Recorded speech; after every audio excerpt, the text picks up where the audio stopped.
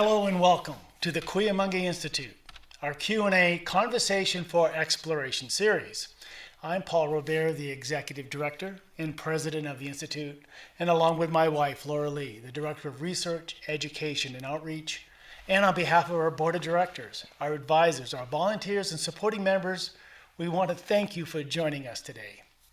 The Cuyamaga Institute is an independent, nonprofit research organization committed to researching consciousness and the human experience, following the footsteps of our founder, anthropologist Dr. Felicitas Goodman. And as an educational institution, we take an open approach and invite scholars in related fields to help broaden the scope of our own work and exploration.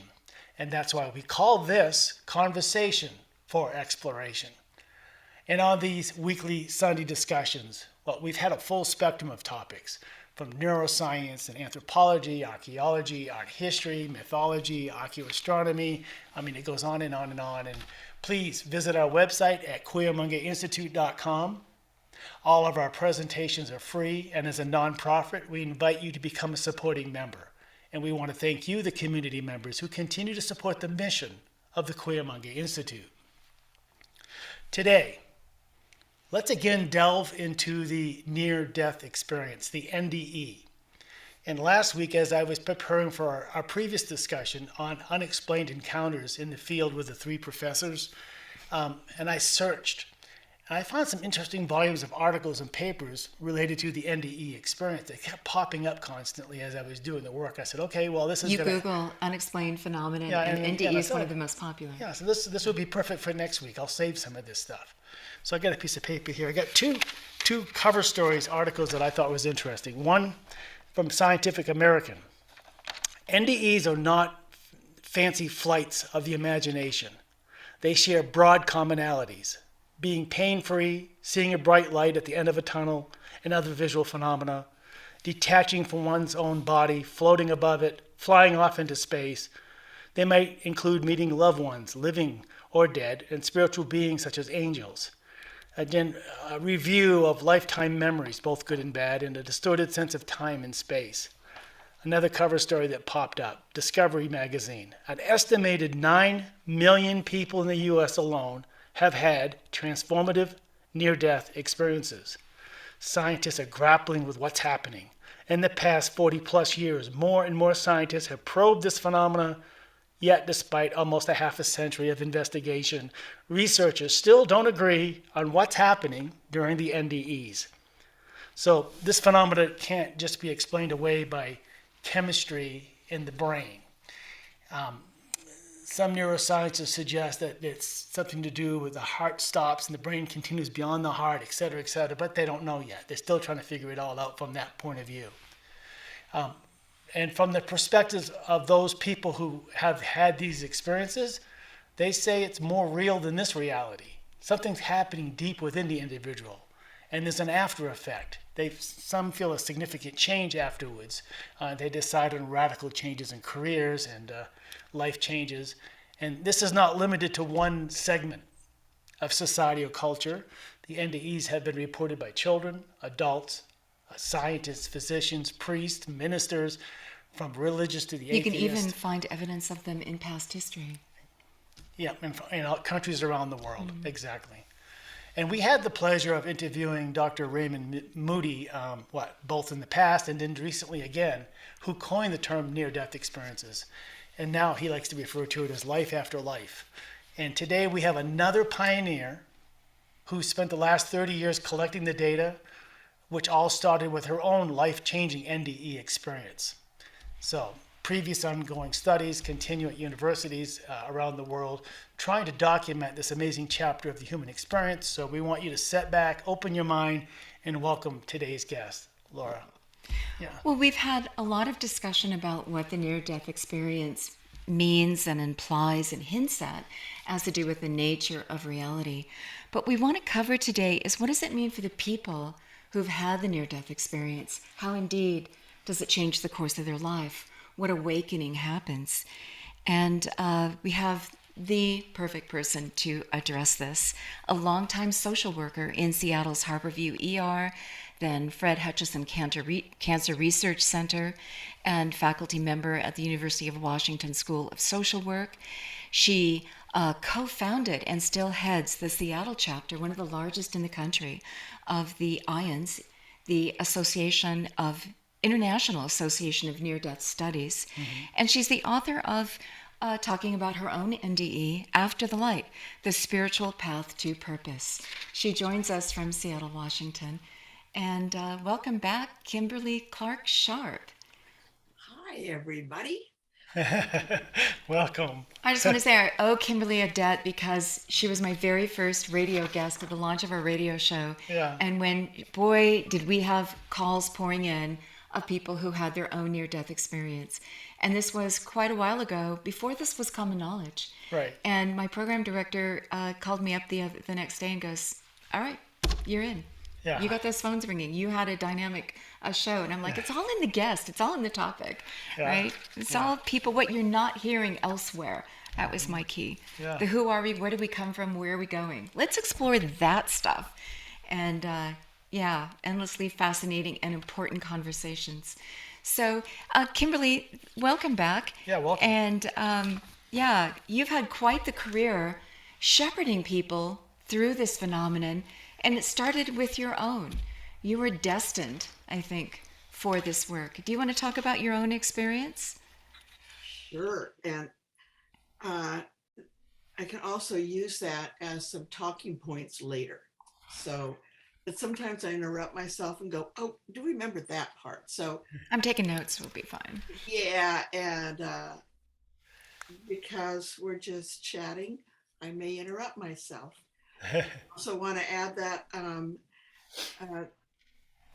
hearing your voice, Laura Lee, after decades again, you look fantastic. You haven't changed a bit. So now I have to hate her. Even though the NDE is all about love, you look so good. You just look great. You honestly have not changed. So wonderful to hear your voice. Thank you so much for the invitation. Oh, we're sitting around the kitchen table over coffee on a Sunday morning. That's tea. my, food for thought. Yeah. I'll Nourishment. drink to that. Ooh, this might be a metaphor later, by the way. Okay. The mind wheels. Okay. Well, I actually did have what we now call a near-death experience in the state of Kansas in 1970. So between that date and the location, there was nothing about what we now call near-death experiences. Not even a blip on the radar. So I have You were on your own to figure it out. Yeah. Oh, yeah, and I did. Once I got my master's degree, I could diagnose myself as crazy. I did. Oh, man, was I a good social worker. You nuts, girl. Turns out I wasn't. But anyway, to go back, well, I need to share my father's perspective. That's who I was with. I don't remember what I'm about to tell you, but it's important to know the physiology and the setting and all that of what was going on. But anyway, I was at the Department of Motor Vehicles in Shawnee Mission, Kansas, beautiful Saturday morning. And I just been very, very belated in getting over to the DMV. And in terms of my age, because by now I'm like in college. So left the Department of Motor Vehicles after flunking parallel parking, which is another key element of my NDE, actually. And my dad said that while we were waiting, this is, by the way, when I say God, I don't mean that religiously in the slightest. I'm confined to language, which is just really hard to deal with. No words for this, really. Yeah, no words. So when I say God, I don't mean that I might say he, I don't mean that either. For me, God is my creator, my source, no words. With that said, My dad said that my complexion had been white on white. I had told him I didn't. I felt funny, wanted to sit down. There weren't any chairs. I do remember that. And then that's it, lights out. But I did get through everything. I signed things. When my number came up, which was now back to why I mentioned God, because that was the first time, on reflection, that God showed up as a stand-up comedian. And that is my relationship with that which we call God ever since. So just the irony of waiting for my number to come up, I'm feeling goofy. So we were leaving the building and I fell into and through my dad's arms. Dead weight is You fainted? living weight. I collapsed. Collapsed. We don't know. But now that put me on the sidewalk just outside of the building. There happened to be a uniformed nurse passing by. She ran over, of course. She determined that I didn't have a pulse that she could find and that I didn't seem to be breathing. Now, this is before 911, which, by the way, originated in Seattle, Washington. So 2 phone calls were made, one to the Shawnee Mission Volunteer Fire Department, and the other to get an ambulance from the closest ER trauma center, which was in Kansas City, Missouri, a place called St. Luke's. By the way, I have nothing to hide, so I don't mind saying where I was and who I was with and all of that. So the volunteer fire department arrived first. They also agreed I did not seem to be breathing. They had a portable ventilator. According to my dad, it was new packaging. Gotta open it, rip that apart. And it had 2 functions, one to ventilate, but the other to vacuum. That's why we tell our kids not to run with candy. Or actually, when people choke in a restaurant or a dining situation, that's truly called a cafe coronary. So you want the airway clear. Mhm. So this portable ventilator, I believe it's called Anderson, was applied with a seal, of course, over my nose and mouth, and they turned it on. And it just so happened it was in vacuum mode. Oh my So gosh. it literally Sucked had any air life out of you. sucked out of me. I don't know how to better describe it. Wow. So it became immediately apparent that something had gone wrong. They flicked the switch, pushed the air in. Our lungs are damp and sticky.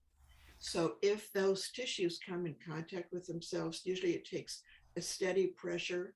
You're on a ventilator in an ICU, not always, but anyway, to separate them. So what happened is that apparently some of my lung tissue, don't know to what degree, did come in contact with itself and would not reopen. So when they sent in this big blast of air, my lungs couldn't accept it all.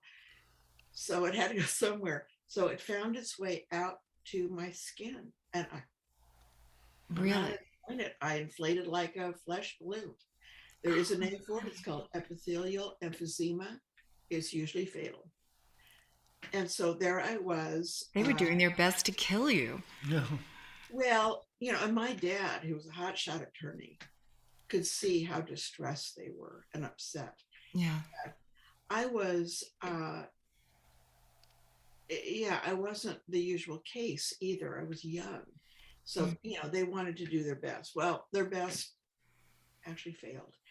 So now there's a big crowd around my body because what else are they going to do? I don't know if you've ever been to the Midwest, a friendly place. It's like, Edna, get on down to the DMV.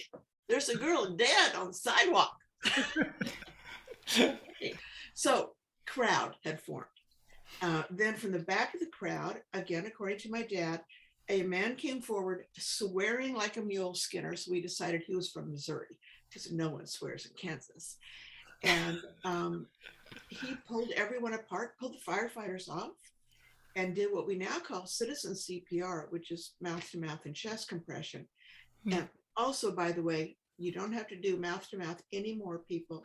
If you see someone who has collapsed and needs resuscitating, all you have to do is just press right here on the chest to the tune, staying alive, ooh, ooh, ooh, ooh, staying alive. That's all you need to do. And then, of course, call 911. Well, then he wasn't getting a blankety blank thing. And my dad's memory sort of ends there. Picks up again, ambulance did arrive. Apparently I was breathing on my own. Big cheer when that happened. I was still unconscious, body thrown in the back of the ambulance. My dad jumped in. We rode to the hospital. Things went sour in the emergency room, again, according to all reports. And by the way, I did hold my medical records when I wrote After the Light, because I didn't want a journalist to do that behind my back. Mm-hmm. So for the first time, I got to see the chart work. And it appears that when I was admitted, my body temperature was 86 degrees, which is lovely for, a pool, but not so great for the human body. So I was in trouble. Then that's all that my end of my dad's story. Here's what I remember. Okay. So I heard a woman's voice to my left saying, I'm not getting a pulse. I'm not getting a pulse. And I turned to her, back to those Midwestern manners. I turned to her and said, of course you're getting a pulse. Otherwise, I wouldn't be speaking. Or words to that effect. I thought I was being nice and polite and calm. She ignored me. And this went on and on and on. I'm going, dude, I really, really felt like I was talking.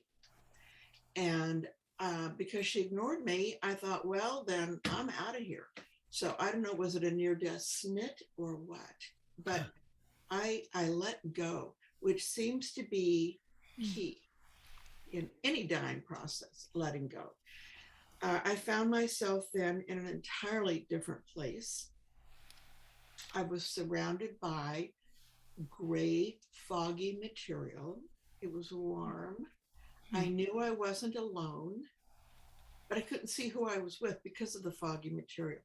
This is one of those times I'm going to interrupt myself and tell you that foggy material became of great interest to me in years forward. And as it turns out, in World War II, which was the most recent time when the entire world was in danger, film companies globally made more movies about the afterlife than any other time in cinema history. Cinema history isn't that long, but you get the idea. And all of them that I have seen, and I'm a collector, involve that gray, foggy material. Yeah. Doesn't matter if it's out of India, the United States, Great Britain, Japan, the Philippines, Egypt, Germany, Scandinavia. I love looking at these old movies, and I have not seen one yet that didn't involve that foggy material. So I'm wondering if that's like a place of shared consciousness. Yeah. I mean, because why would all films at that time involving the afterlife have that element? And definitely filmmakers weren't consulting with one another. Trance too. So before I had a chance to figure it all out, and again, I was calm. I felt like this is where I was supposed to be. The gray, foggy material, I don't know of a sense of time, but I did have some time, quote unquote, sort of goof around and see that it was actually predominantly little beams of bright light mixed up with little dark bottomless pits, but altogether it made gray. So I could adjust my vision accordingly. I'm just goofing around with the same level of distraction and comfort that I would wait at a gate in an airport when I had a ticket to ride. I mean, it was like, well, I know I'm getting on board, so I think I'll play around with this gray, foggy material. And this sent you on a journey. Well, what happened next was the journey, because underneath me there exploded a light that was brighter than a million suns. But to be honest, I've never stared at a million suns. To be further honest, I've never stared at one sun. But nonetheless, that's how bright this light was. It came up under me. It exploded. It was all love. It was all directed at me.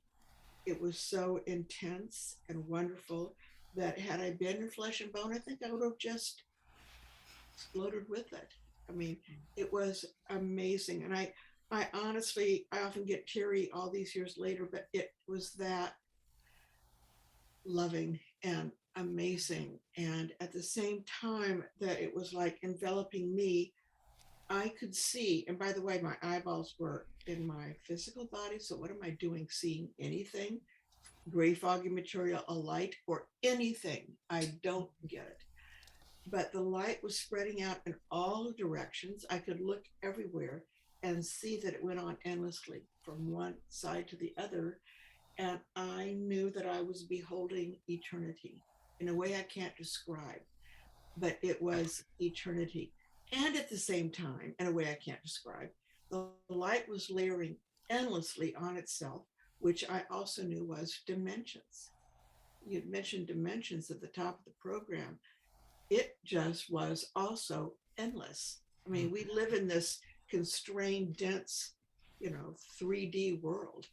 Um, there's a lot more than that, a lot more. And it was fascinating and wonderful. And I said, homie home. And I later learned from my parents that homie home is what I used to say when we'd been away from the house. And I was probably 2, learning language.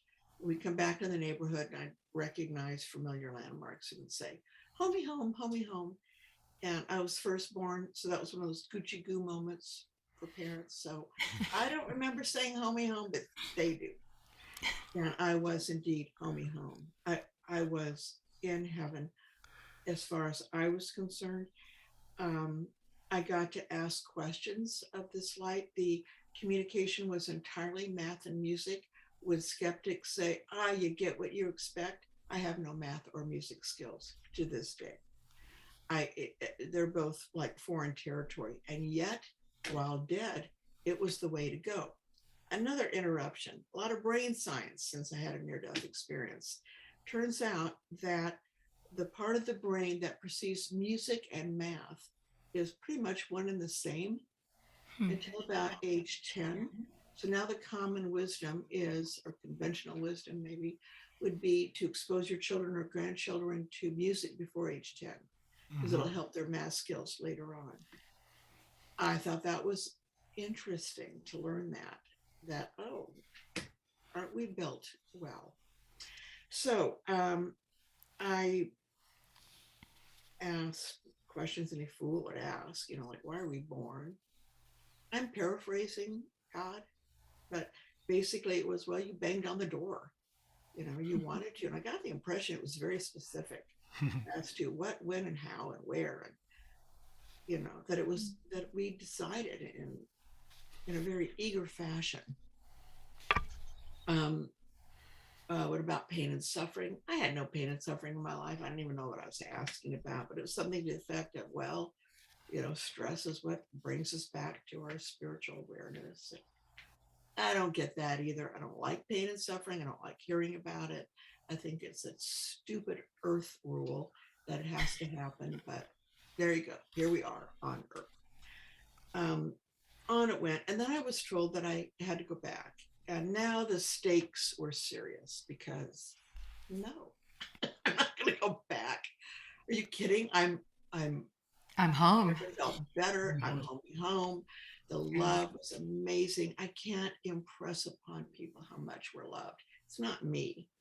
It was only me, but actually it's everybody. It's amazing. Anyway, I was sent back. I did argue.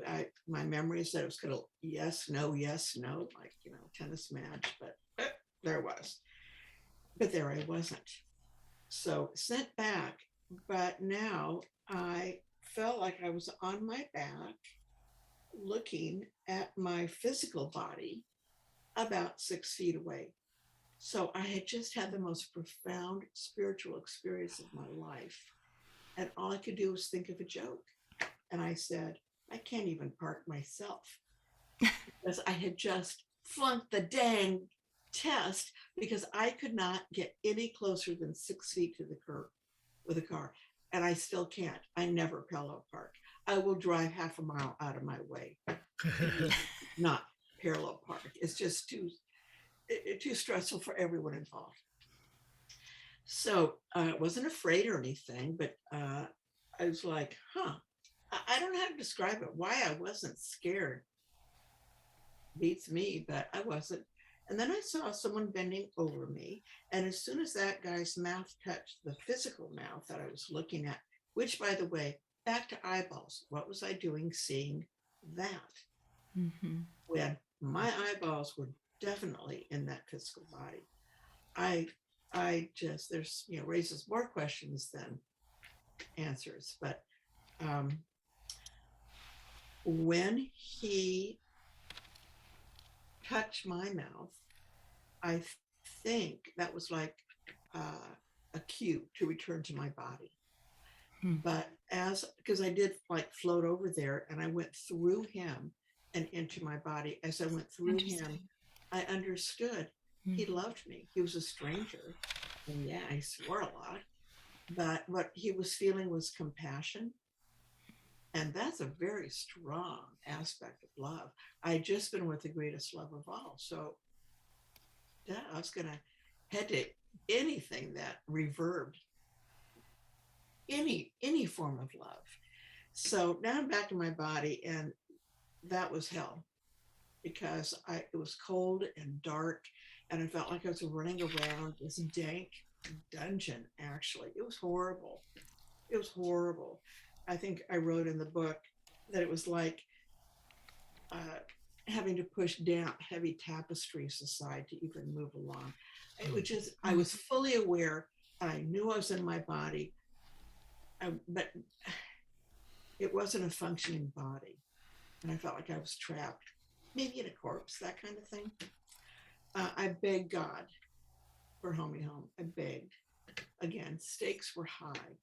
God showed up again, how kind. And there was a window thing that opened to my right, like a portal or something. And through it was actually my heaven. Go figure, it was beautiful. So it was like a vast meadow or field, and there were long grass, countless blades of grass in that amount of space, kind of drifty and blowing. And off in the distance was a small sort of white fancy thing, and then some lower vegetation beyond that. It was beautiful. And I was told that was my heaven. And also that was my border. If I went through, there would be no coming back. So thanks So you for were that given a information. choice. I'm out of here. And by the way, back to skeptics again. My heaven looked like Kentucky. And I have never been to Kentucky.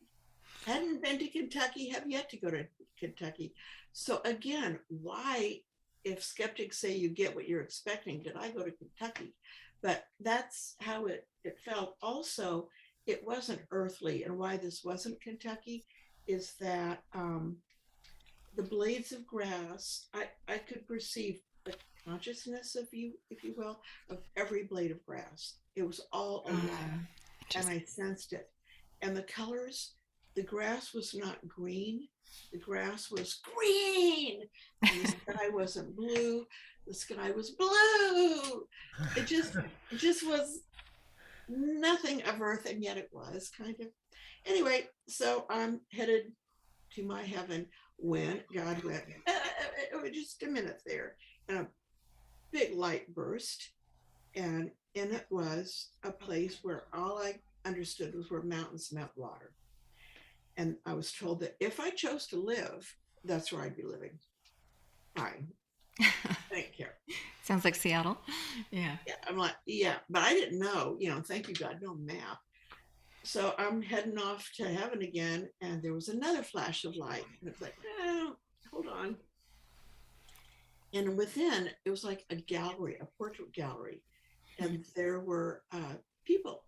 And actually, as I recall, like in English captions, all mundane. I wasn't going to have a fancy wancy life. It was like, best friend, next door neighbor, co-worker, and I was just told these are people I would be interacting with seriously if I chose to live. Well, thank you. I choose not to live, and I'm off to heaven.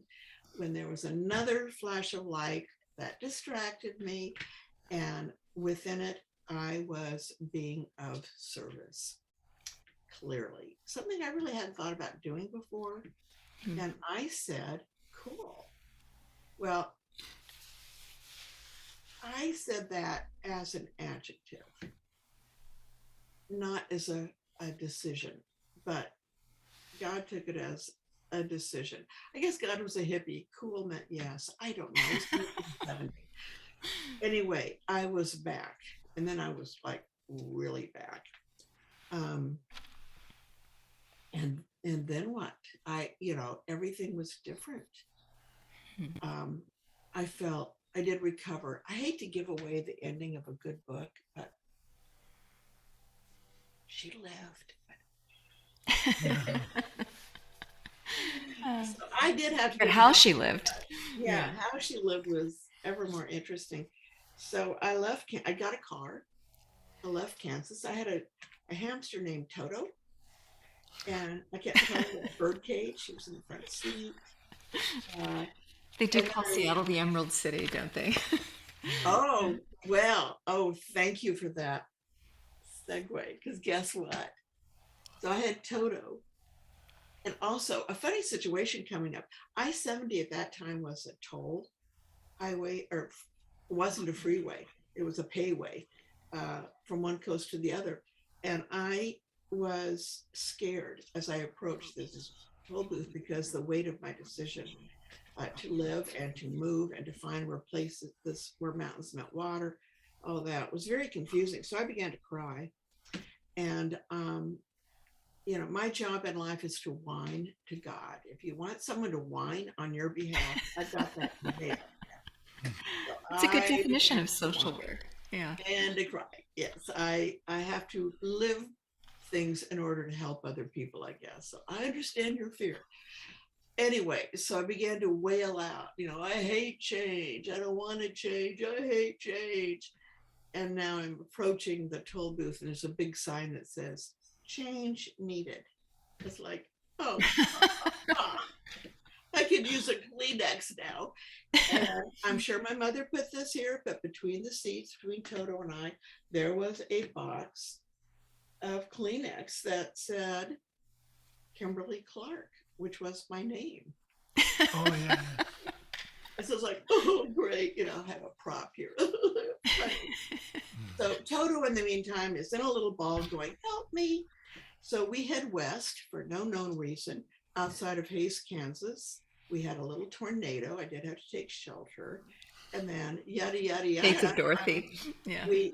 We finally wind up in Seattle, which you have mentioned is the Emerald City, was then, still is.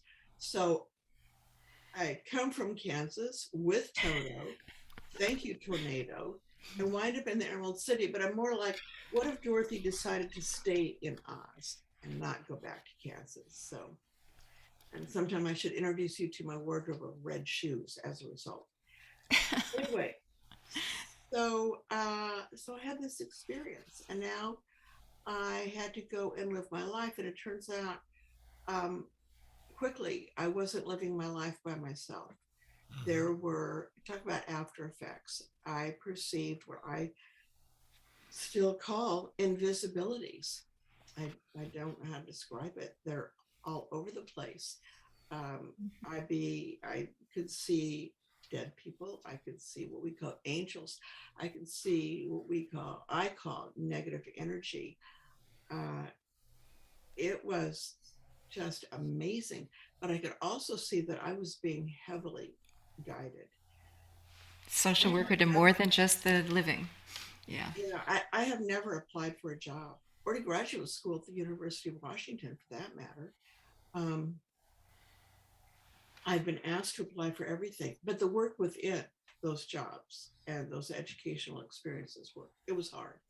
Did you had no idea of social work prior to God saying and showing you social work and the enticements No, to live? I was in child development. I was all about the little kids. I even um, in college taught preschool for a while. So my undergrad was in child development with a minor in special ed. So my goal was to work with, particularly interested in Down syndrome children, but early childhood education. That's where I live. That was my passion. That's what I wanted to do. So what the heck was I doing working with grown-ups where they were dying right and left? But ultimately, I wound up at a place called Harborview Medical Center. Um, Harborview is huge, and Laura, 3 times as big as when you were last in town. It just keeps expanding. Harborview, people, is the trauma center for 1/4 of the landmass of the United States. So it's huge, it's big, it's associated with the University of Washington. And I did my internship on the intensive care unit and coronary care unit there. And that's when I began to work with people who were dying. And I would not have put myself there. It's a blah, blah, blah story about how I wound up there and not where I intended in my chosen field.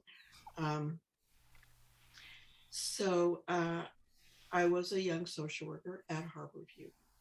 And the next thing I'd like to share would be what is now an urban legend, except that it's not. I am the person who is going to tell you what really happened in a story that is, I'm going to say, easily the most famous or right up there story of identifying a remote object during a resuscitation.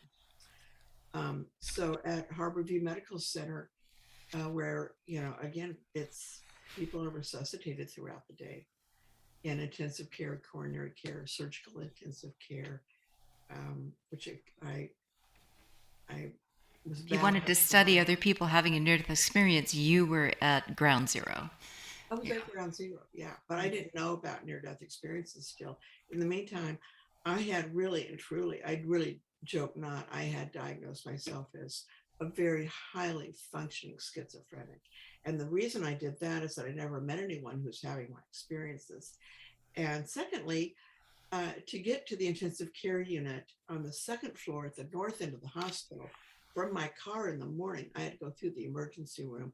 And one day there was someone, a young woman who looked a lot like me, looking miserable though, sitting on a gurney in 2-point restraints, which are wrist. And she just wasn't who, I normally saw.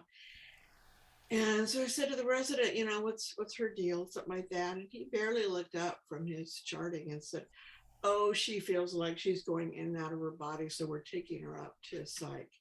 Well, that was up psych. And I thought, ooh, I go in and out of my body. I'm never telling anyone. So I kept a lid on it. In April of 1977, so now it's 7 years after my own completely unprocessed near-death experience, there was a woman named Maria who was admitted to Harborview during the night. She was unconscious, never been to Seattle. Actually, she was from Yakima, Washington, if you know the Seattle area, about 100 some miles to the east. English was not her first language. So there was social work stuff to be done when I got to work the next day. Getting the interpreters lined up, finding her family, finding some money, just all that stuff, routine. So I did my workup with her and others that had been admitted and went about my business.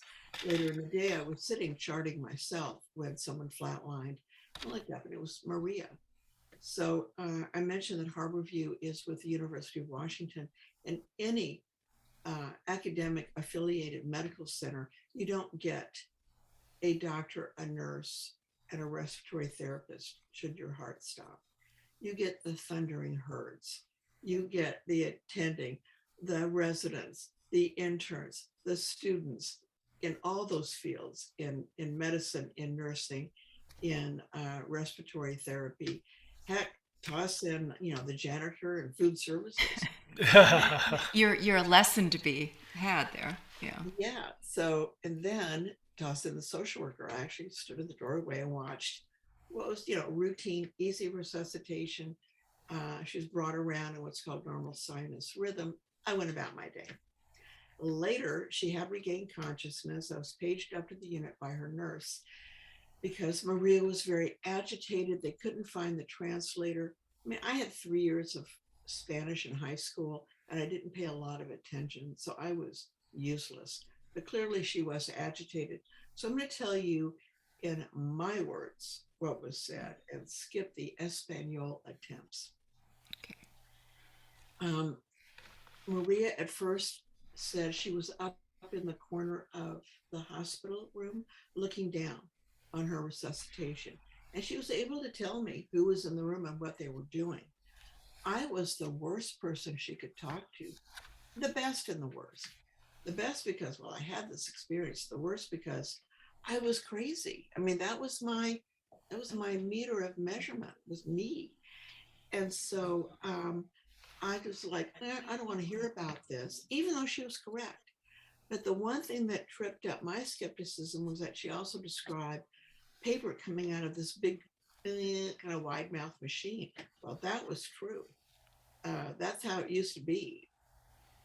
Cardiac information came out of a machine, and was all this paper was kicked under the bed until the person died or lived. It was studied by the medical team later, and I know she wasn't told about that, but whatever.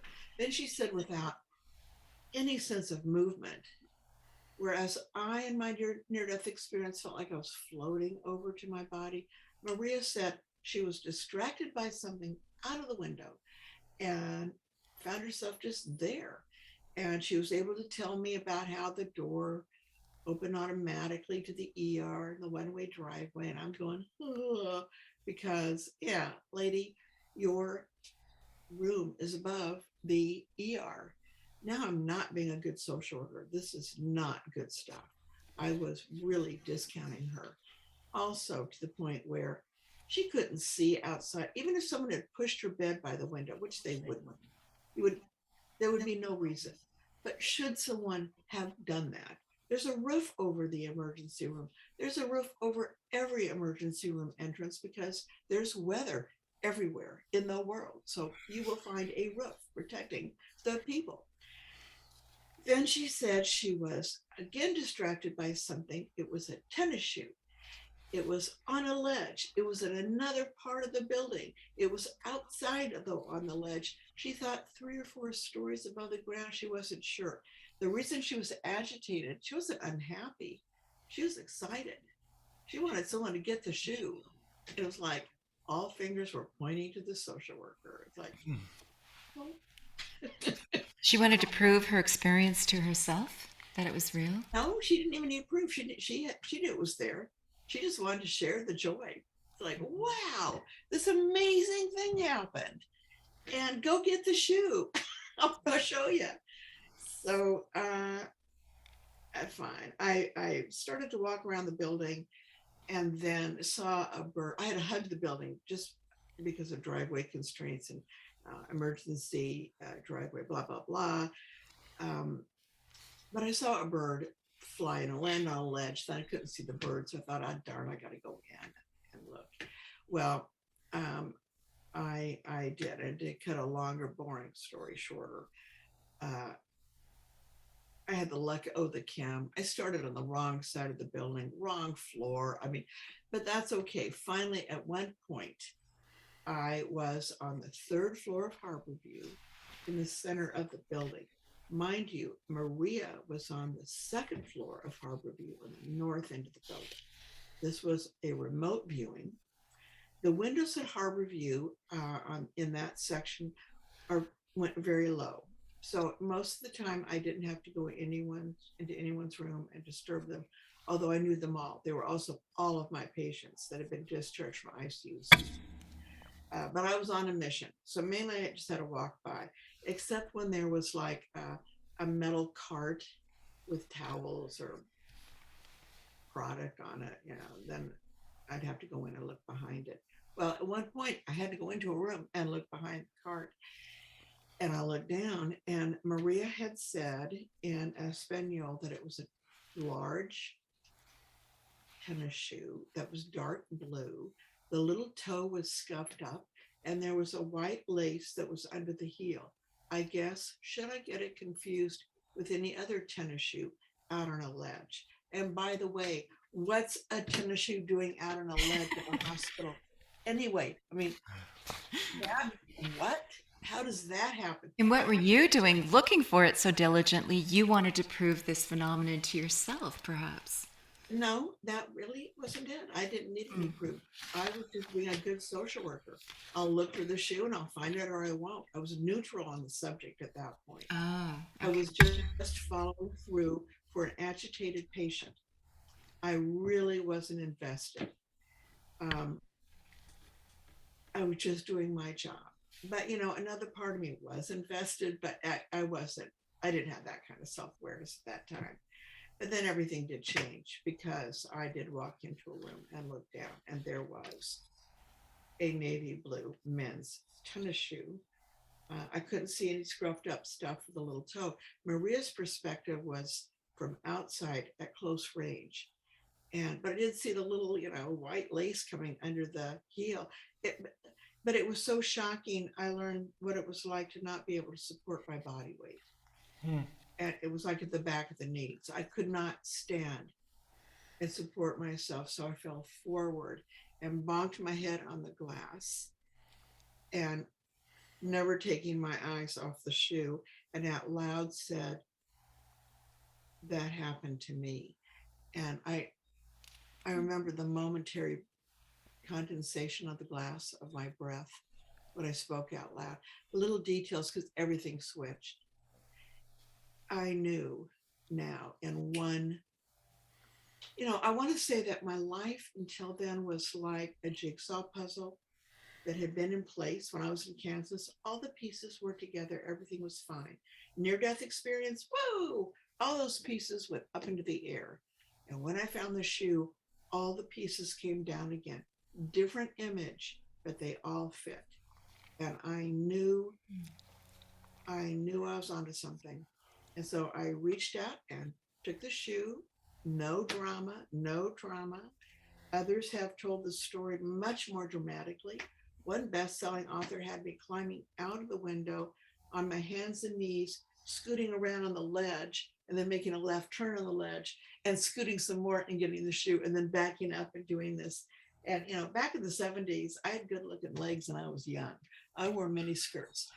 Very unlikely I would climb on a ledge under any circumstances, but in a short skirt. My mama taught me better. So no. I just reached and grabbed the shoe. I went back to the room and I had the shoe behind my back for some reason. I don't know why. I'm a meanie. But I said, well, can you tell me about the inside of the shoe? No, she couldn't. And then my Spanish returned. So it's like, Viva Zapata. Here is the shoe. Well, for those listening of a certain age, you'll know what I'm about to say is God's truth. But it used to be, back in the day, when one needed to be in the hospital, one stayed in the hospital until one didn't need to be in the hospital. Very different now. Now it's like you're admitted and you're gone. But Maria was hospitalized for 3 weeks. Oh. It wasn't like this shot in the dark. I mean, and the shoe sat there like the Shroud of Turin of Harborview. And the word of the shoe was spread with the nursing staff. And more people came by to, pay their humble regards to this shoe. And then I followed Maria for 3 years in outpatient cardiology. So again, this wasn't like, oh, I heard tell. I mean, this was someone I knew.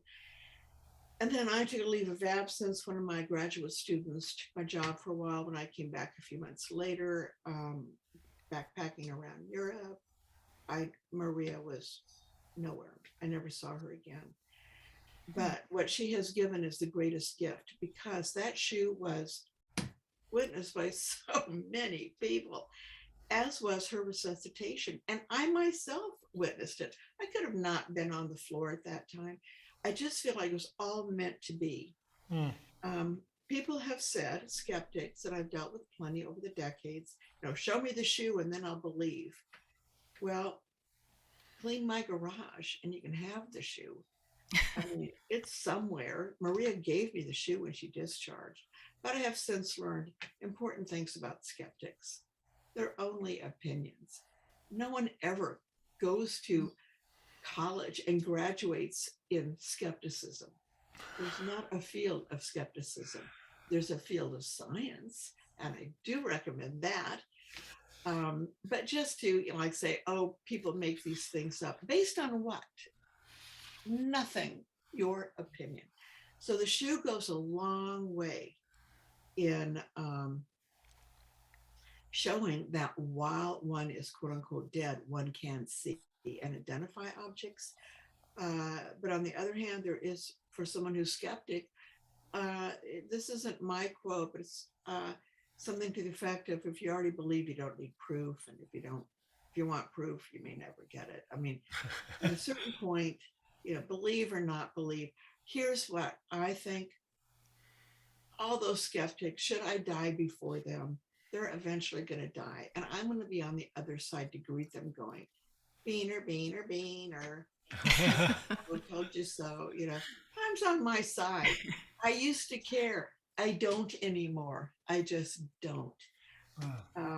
Also, in terms of numbers, there's two things that I hold stock with.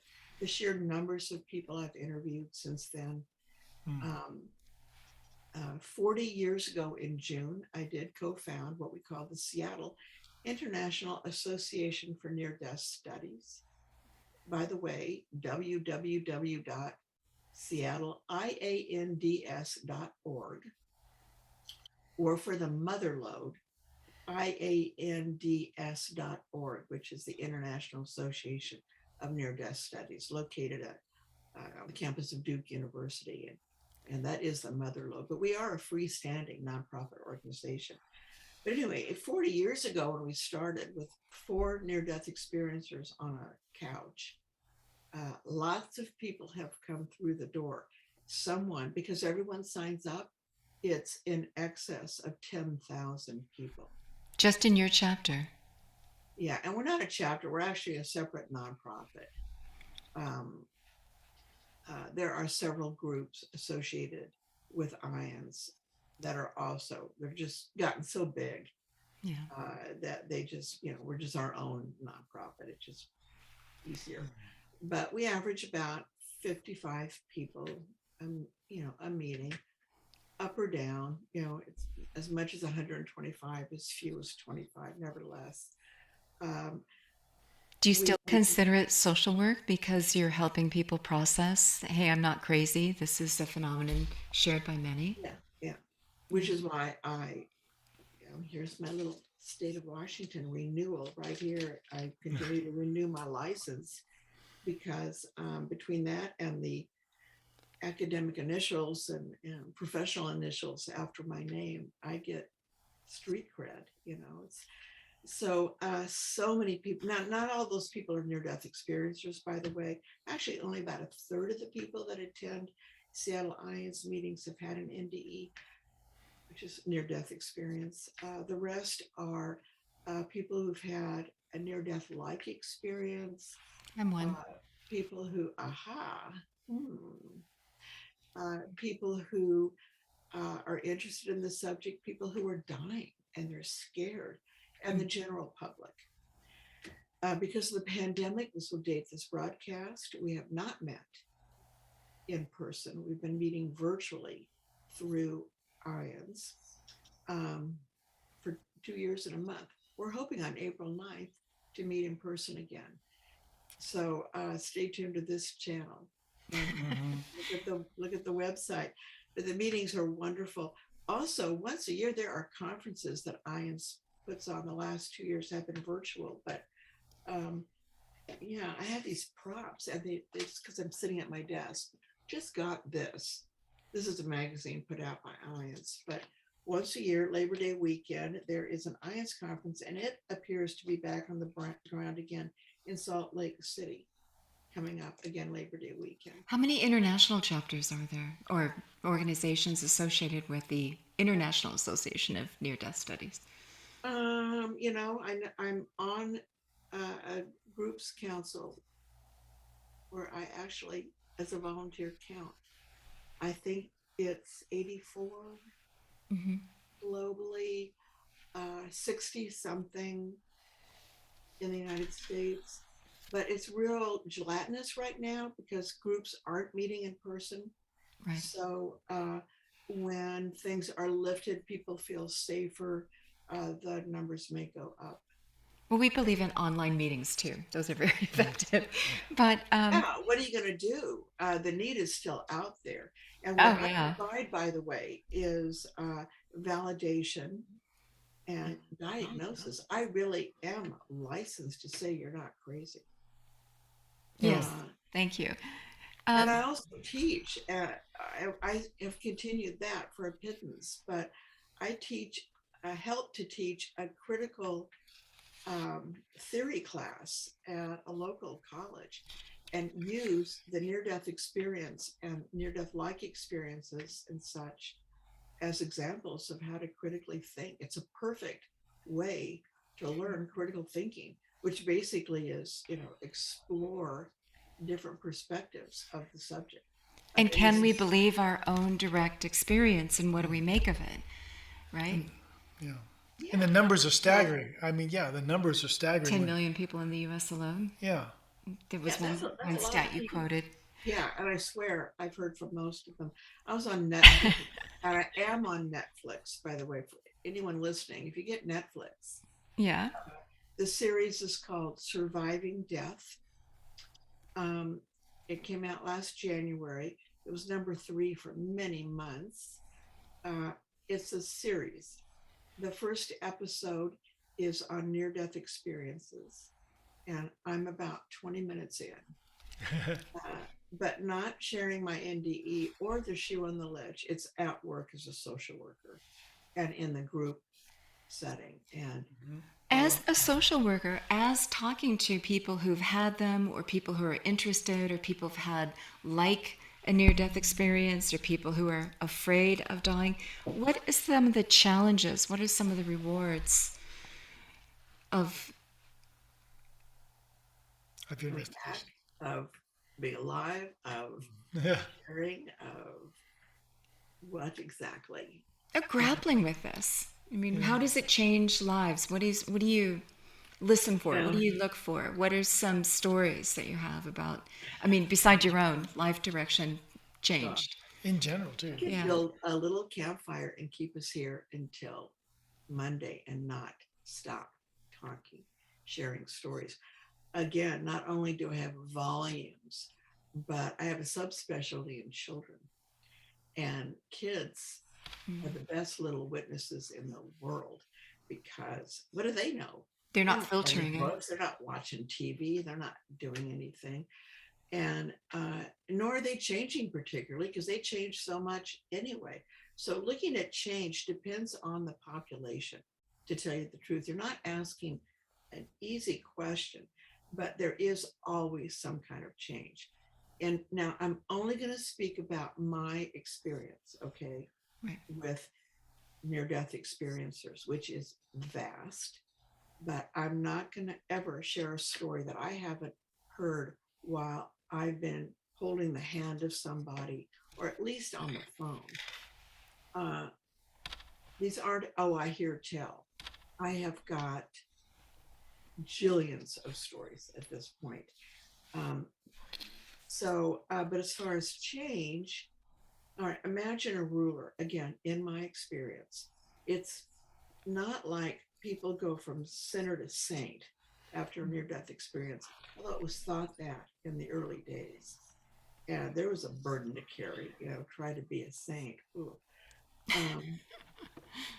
but people nooge along the line. So, for instance, I have a friend who's a real gangster in the mafia sense in the New York City area. He owned a nightclub. I have a lot of bad guy stories, by the way. This just popped into my head. I'm just now riffing. Yeah. But anyway, I'm surprised some Hollywood writers aren't at your doorstep, mining this for stories to I'm a write movie to. being made. I really am. I mean, I have so many stories. But anyway, this guy, let's just say he was a tough guy. And I don't know about his crime history. I just know from him it was organized crime. He had a near-death experience and he became a really nice guy, actually became a devoted Catholic, still is. Did he become a saint? No. He had to work his way. He had to make new friends. He had to Extricate find himself another from way his to live. past. He Yeah. had to find some different way of making money. It Yeah. was a struggle. So and then I have two attorney stories too. Not that attorneys are gangsters, but but both of these men were they're both men. They're very material minded, and again, they had a near-death experience. Each one, both were my patients. Um, they moved their way along the line. They didn't go from, squeeze every last drop out of my client in the system. But one man, for instance, and this is where marriages take a hit. Um, he just wanted to leave his practice and go serve the poor. Well, fine for that guy, but not for his wife, who was used to her country club white wine lunches, or their kids used to private schools and all of the physical material things one could want. It's like, what? Well, we had a compromise. And so he did some pro bono stuff on the side, maintained his practice. That's where I also come in handy. It's like talking people into thinking things through before making radical changes. Nonetheless, that love that I spoke of, that I experienced, for those who encounter the light and that intensity, it's all about love. And when these certain people come back and they look their spouse in the eye and all they want to talk about is love, there go 50% of the marriages, to the best of our knowledge, within the field of people who've had an NDE. Again, someone I wrote about, someone local, a Mr. Timmer was admitted to Harborview basically as a turnip. He was that color. I thought, why is he going, if you're the color of a turnip, you don't have any blood circulation, and that's usually like not a reason to keep resuscitating. But there they were, the medics zoomed by. So I was told family's on the way. So I waited by the elevator with my Kleenex to console a family that was about to go through deepest grief. And instead, the elevator doors open and they're having a party. And it was like, ding dong, the witch is dead. Yay, dad's gonna die. Dad's gonna die. Husband's gonna die. They hated him. Well, they did because he was horrible. He was not a nice guy. Oh my gosh. He was a drunk. He was a mean drunk. He physically abused his children and emotionally, and his wife. He was so mean, he would sit in front of his house with a partially drunk can of beer and stick his finger in the hole in the beer and loop it around and throw it at children that he thought might be too close to his yard. It was beyond get off my yard. He would missile objects that could hurt children. He was awful. And then he had a near-death experience. And he wasn't awful. Again, these are processes. So he started out here awful and had to work really hard to get to where he was the father of his children that they always wanted. But his wife divorced him because she married a drunk sumbitch. And that drunk sumbitch was gone. And Mr. Timmer, for his, he's deceased now. again, one of my patients, so I followed him. He carved wooden toys for children and gave them away. That's what he did in his retirement. He just became a really nice guy. Children don't change so much, again, because they're growing. So for them, see God, no big deal. Do you have any gum? And when I interview children, it's not a verbal thing, it's crayons.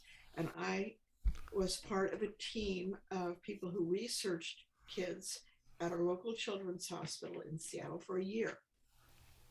And my pack of crayons grew from 8 to 64. And even then, kids would say, "You don't have the right colors." Same drill, but not the big, not for the most part, a big bells and whistles NDE. Often it's just, I went to the light, then I came back, and you have any gum? Or do you have red? Do you have pink crayon? I mean, it's just, so they would draw their experiences. Stream of consciousness here, but may I share a story though of a teen Yeah. who had a near-death experience, because it gets back to something I talked about, banging on the door. And by the way, people who are listening, the more I tell stories, the more invisibilities are communicating with me. Interesting. I can't explain it. It just happens. So every now and then it's like, settle down, everybody. I'll tell your story. But this is somebody, like being a medium in a way. I'm hearing from, oh yeah, there's Artie. I don't know how to describe that either. But anyway, here's a story that someone would like told. So this fellow, who I also know, his parents brought him to a Seattle IANDS meeting, though. He was someone who, Seth is his real name, who was very, very, not disabled, but unabled with chronic lung problems. And he just couldn't run, jump, and play like other kids. By now he's a teenager. He was a very challenged young man when it came to breathing. And that's hard on parents, hard on families. Everything was about him, on and on. Well, he did suffocate one time and had a near-death experience. So here's my point. He found himself in a completely different environment, walking with what he called his angel, who was taller than him. And he was like a lanky 15-year-old when I met him, but yet in the telling, he still would hold his hand high. And he was walking with his angel in a city where the buildings were made entirely of light. And it was beautiful. But there still were trees and flowers and what we call grass. These were just beautiful. And yonder, under a tree, was his deceased grandfather.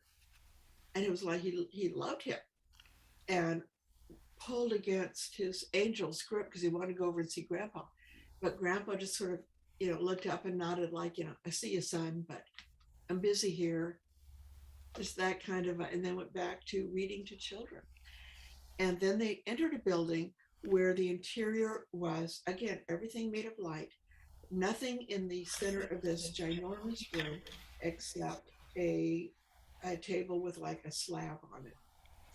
And Seth was brought over and then lifted up by this much bigger angel by the armpits and plopped on the table, and then was laid out on his back. So now he's on his back, and other angels came along, and he said they were knitting, that they pulled his lungs out. Now he wasn't spirit, of course, but they still pulled his lungs out of his body, and then they just went to work, knitting his lungs. They didn't pay any mind to him at all.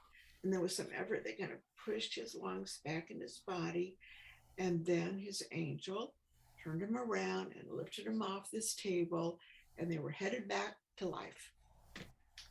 As they were beginning to leave the building, there was a racket to the right of Seth, and it was a bang, bang, bang, bang, bang, bang, bang on a door.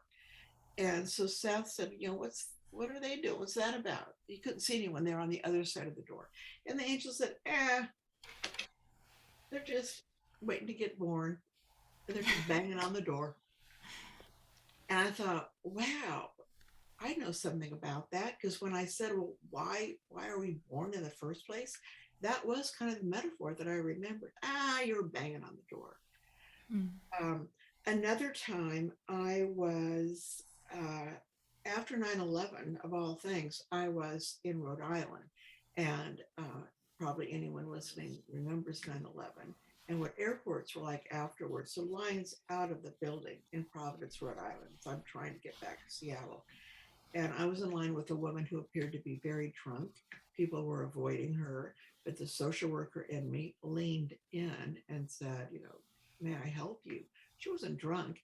She'd had a very severe stroke, had been hospitalized for a long time, should not have been traveling, but her daughter was about to give birth to her first grandchild in the Bay Area, and nothing was going to keep this woman away from that event.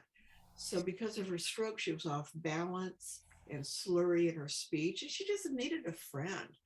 So it was Southwest Airlines. So we sat together, and she told me that she had had a near-death experience when she had a stroke, but she couldn't remember it. But she talked about it in a coma to anyone who would listen. She said she had no memory of anything she said during her coma. But she did remember coming out. And she said she looked up, and in the distance, she saw an angel.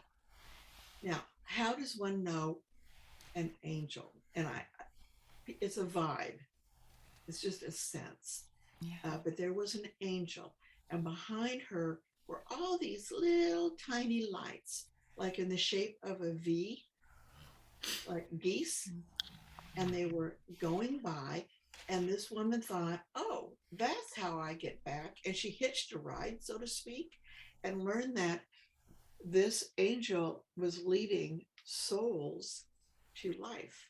And all of those little lights were future babies. And Wow. that brings up a big question, too, because when do they become babies? Well, this woman's sense, because we had a lot of time to talk, was that these were going to women that are about to give birth, not getting pregnant. They were going to be birthing. And these were the souls that had lined up this mom and that mom, and so on and so forth. So, again, I get cues and tell stories about stuff. But what was interesting about that is that she didn't remember NDE, but others did. And reported back to her. Yeah. By the way, I don't have her permission to share this, but someone you may know, Laura Lee, because she is or was, when you lived here, a well-known Seattle television personality. But Okay. this person in a live broadcast collapsed and needed resuscitating, and got it. This is live, and in front of an audience. They cut the programming, but the audience and crew was still there. She got citizen CPR. She talked about, oh my gosh, that's light, and seeing her deceased brother Michael, and all of that, and then went back into ventricular fibrillation. Medic one came, resuscitated her. She has no memory of that at all. So one can have a near-death experience and not remember it. Mm-hmm. And one can have a near-death experience and not be witnessed. And one can have a near-death experience and come really close to dying, but I don't call it death, even though it is. But based on my own need to be precise and pristine, if you will, I've never interviewed a corpse. I don't want to interview a corpse. So I'm comfortable with these are near-death experiences, because these are people that have come back. And it's self-defined. If you have memories of things that happen at a time when you're close to death, that's a near-death experience. If you're not close to death, it's a near-death like experience. It's still life-changing. and it all comes out in the rinse as the same. You know, the dark night of the souls that I've had, that we've all had, those awakenings, however they happen, whether it's an out of body experience, but how it trance, however you go to that realm, and you have that awakening, it's work. I mean, I have gone through a life review where I look at my mistakes, my regrets, my failures compassionately, to be aware of them and where I learned those lessons. And then you can apply that. I mean, it's work. This is work, life. This is accountability. This is not easy. So I think it's not like you magically get changed. It's not like you magically are transformed. You pull up your sleeves and you get in there and you change your life, right? I just want to. Yeah, and I would wish, a near-death life experience or a spiritual transformative experience on anyone. Right. I wouldn't wish a near-death experience on anyone, even though that is the gold standard. But if you're that close to death, there's some physical repercussions that could last one's whole life. So be careful what you wish for, because it is hard. And if you've been steeped like a tea bag in that amount of love, there is no choice but to love. And some people are really hard to love. It's really easy to love the lovable. Oh, I love you. It's when it's not so easy that we're called to the test. Yeah. To love, just to love. Oh, people being people, it's challenging. But, Not every near-death experience is about the light, I understand, either. Do you hear them where it was pretty dark? And what is that about? How do you? Again, volume helps in my regard. A physician researcher in Miami years ago looked at my own database and decided that 14% of the people I had interviewed had scary near-death experiences. I call that really high. Other research says 3%. I just heard yesterday someone go 24%. I don't have that experience. Not 1/4 of the people I've talked to have had a scary experience. So I don't know where that comes from. But yes, and they fall into three I have an organized brain. So before Raymond Moody and Life After Life came along, I had already organized everything according to Kim, not according to Dr. Moody. So ditto with frightening experiences. So there are scary experiences, which are your basic hellfire and brimstone, where there is torture. Did people expect that, or is that part of No, the oh my idea? Lord, no, who would ever? No, which is also interesting. I don't know of anyone who would expect it. One person, Howard Storm, wrote a great book. Howard Storm is a fellow who was head of the art department back to Kentucky, I guess, anyway, University of Kentucky. And by, again, his own account, he was, probably alcoholic, but a mean drunk, self-centered, bad father, bad husband, on and on and on. He was leading a group of students with his wife on an art tour in Paris, and his stomach ulcer or something burst. Anyway, wound up in a Parisian hospital. Had then almost died. And in his near-death experience, he found himself being urged out in the hall by a group of people, and he was like, "Well, okay, but what about that?" And there was his body in bed, but he thought, "But it's me here, so yeah, I'll walk with you." And on they walk. I'm going to make a fascinating near-death experience shorter, but the more they walked, the darker things got, and the meaner the people he was walking with got, until it was so pitch black. Yet he could feel them, he could hear them. They were taunting him. They were saying, "Hurry up, hurry up!" And they were really, really angry and mean. And they shoved him, and then they shoved him more, and then they began to hit him, and then they bit him, and he was being tortured. He was also a proud atheist, angry to boot. So he heard a voice behind him, a male's voice saying, pray. Well, Howard Storm wasn't going to pray. Are you kidding me? He's still being tortured. And the Oh, voice again says, pray. And Howard again goes, F you, just still being Howard. And tortured. Finally, a third time, this voice said, pray. Well, Howard didn't know how to pray, but he was a Boy Scout. So he did whatever he could. It was hilarious, upon reflection. He gave like the Boy Scout oath, the Pledge of Allegiance. He didn't, but the prayer was in his heart. And that's all that mattered.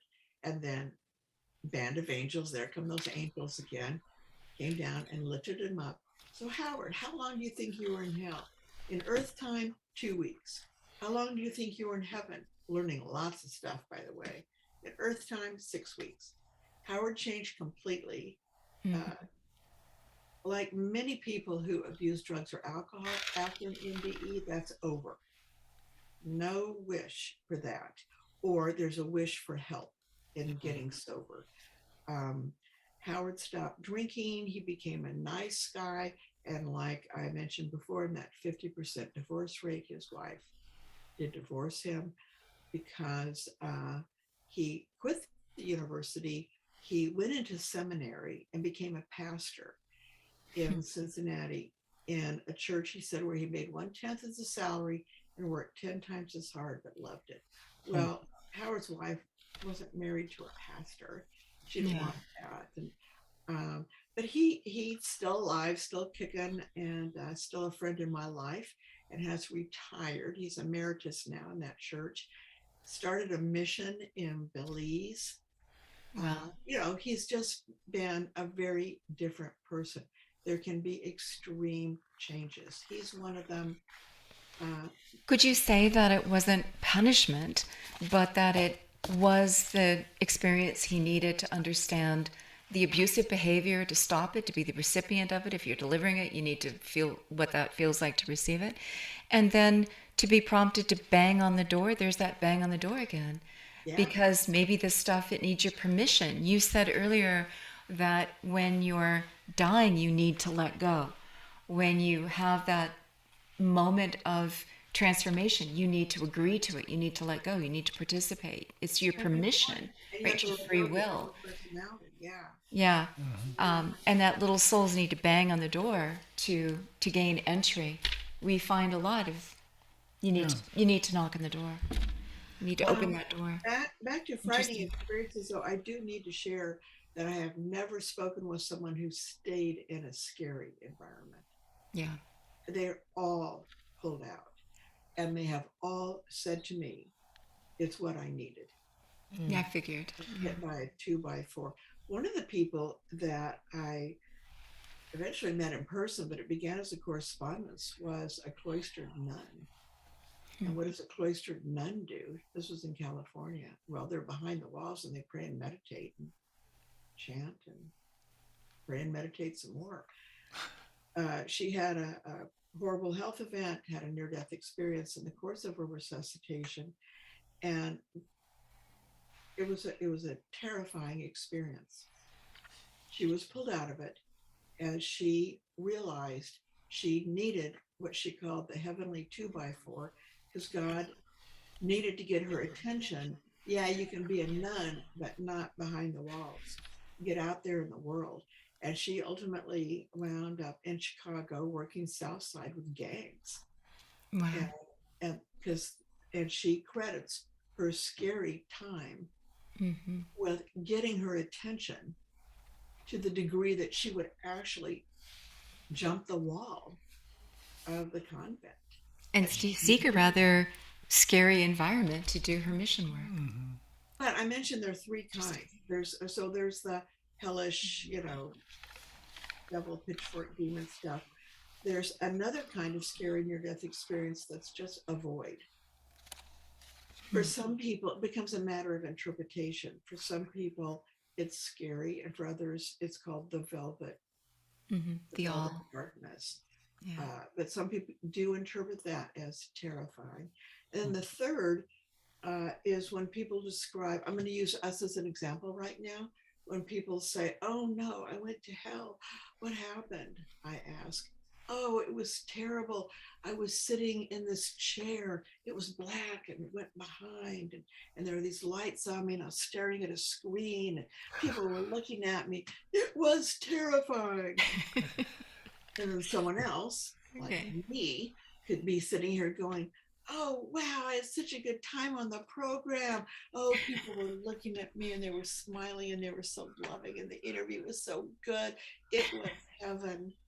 Yeah. So There's an interpretation interpretation aspect to it. sometimes is everything. And we do have an audience wanting to talk to you. Yeah, So, Well, Paul. coming back to that transformative aspect of how people have come more on the positive side of things, where people's lives are shifted and changed, and they find new direction, it seems a little bit to the extreme that we have to get to the point of near death to have that transition happen, because we know that there's other ways in the field of consciousness studies that show that people can have these kinds of transitions and changes in their lives. However, it is a tremendous initiation, being kind to the thing, of coming to the point of death to be able to say, okay, I have a whole new perspective on my life, a whole new way of thinking.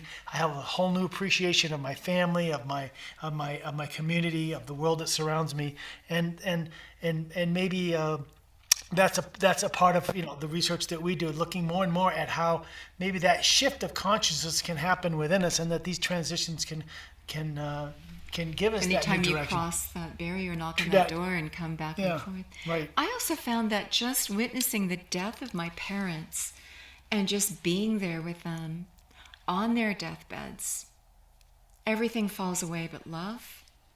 And you step into a ritual role that you somehow know. You don't know that you know it until you're there, Right. participating That's true. Yeah. with Right. the whole family. There's just certain. It can be very beautiful in its bittersweet. It's because And that's sometimes so present, the love. Yeah. sometimes people in attendance go along for a part of the ride too. It's called a shared near-death experience. That's a good It's one. another emerging field, by the way, shared NDEs. I like that. Wow. Yeah. So again, you don't have to die to have this experience, but anytime around people who are dying, though, there's going to be spiritual stuff happening. It just, again, and In the birthing and the dying, it's the nice yeah, bookends, isn't it? The portals. it's I'm just happy that I'm in a field where I get to understand so many interesting people, and I get to help so many interesting people, and I get to share so many interesting stories. I mean, I lucked out. I said, you got to go back, and I argued. Well, I guess you're better than me. You chose the right door, didn't you? Yeah. Yeah. You're going to see who wants to ask a question, share a story, Sure. a comment. But I have to ask you, because we have a mathematician coming up next month. Next month. Yep. That's going to talk about what math is doing to reveal these added dimensions. I have to ask, when you said in your own near-death experience, it was music and math, was the language spoken? What was that experience like? What do you mean by math? I understand the music part, but how did the math come forward to you? If I had words, I'd sure use them right now. Turns out that though, it was the language chosen, and I did understand it perfectly. It would be like, well, how do you understand Latin, which I also took 3 years of. I don't know how to tell you did too, how yeah. that's Latin. Yeah. E pluribus unum, but I know it's Latin. So I knew it was math and music. It wasn't images, though. It was actual, it might as well have been verbal. It was actual communication. It was better than language, so it was perfect. And it was like telepathy. Mm-hmm. But the math and music, you can bring that up to your next guest, because I'm interested. I mean, what the heck? But yet, when we sent decades ago an image into space for people to find forever and ever and ever, But There that, were but so this many seems to be symbols, beyond including symbols. math that was Yeah. sent. Math and music was sent to endless space with the image of a man. Right. Other things by Leonardo da Vinci.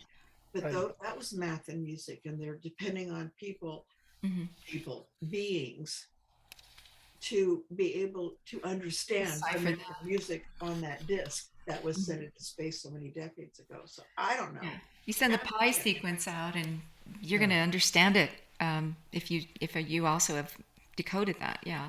But this seems like it was beyond symbol. But anyway, Paul. Well, I'm just going to say, Oh, Bob. you have an image. Somebody sent an image. Okay, I'll do that first then. Yeah. Ricky sent in an image this morning when he saw today's topic, and so let me share a screen here and see if I can just go to it. So he made an artistic drawing of his experience, and now I have to go to his email to know the story behind the image, but I thought I would show you the image. Maybe Ricky's here and can speak up. He's not here right now. Self-portrait painting of my remote viewing experience hovering over an operating table during a 12-hour-long open heart surgery 5 years ago.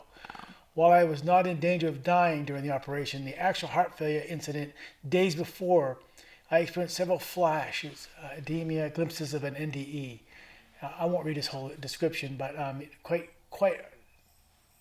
quite compelling.